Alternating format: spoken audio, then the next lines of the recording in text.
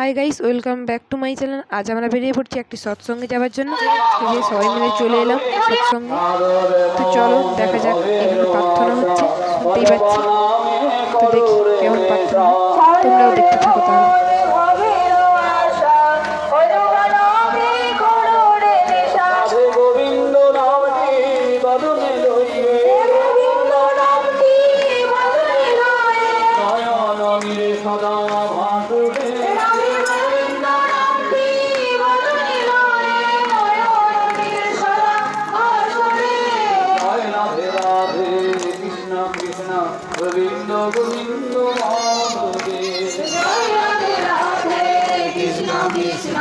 প্রার্থনার পর সবাই মিলে ঠাকুরের নাম জপ করছে। তো দেখতে থাকো, তো আমার সঙ্গে থেকো।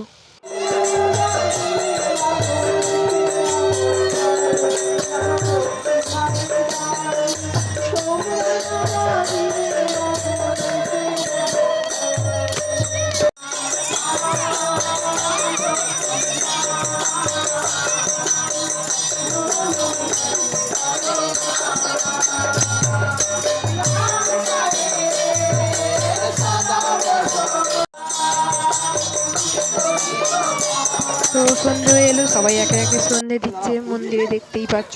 এবার দিদিরা উঠে যাচ্ছে, কিছু গান করবে, দেখতে থাকো সঙ্গে থাকো।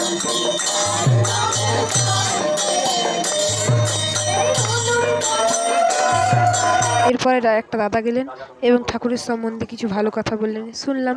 তারপরে আবার একটা দিদি গান গাইতে শুরু করলো।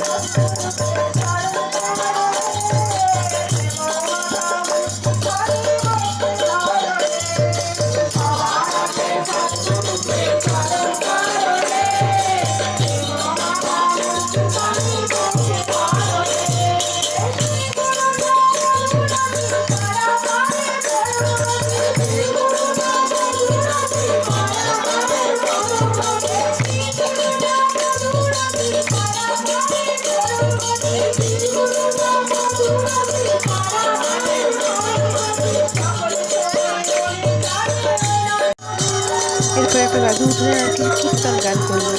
তো তোমরাও দেখতে থাকো সঙ্গে।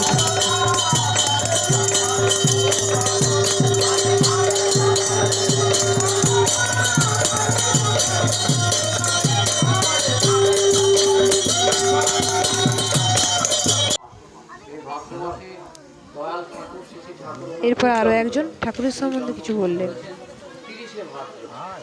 এই মাসে কদিন আগে আমাদের জন্মাষ্টমী হয়ে গেল।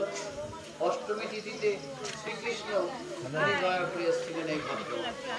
তাই ভাদ্র মাস অত্যন্ত মাঙ্গলিক মাস।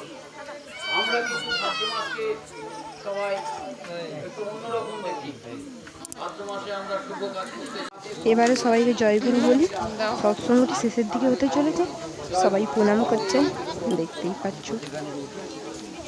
এবার ভাবলাম তোমাদেরকে একবার ঠাকুরকে সামনে থেকে দেখাই, তোমরাও দেখো আমাদের মতো সামনে থেকে ঠাকুরকে। সবাই উঠে পড়েছে।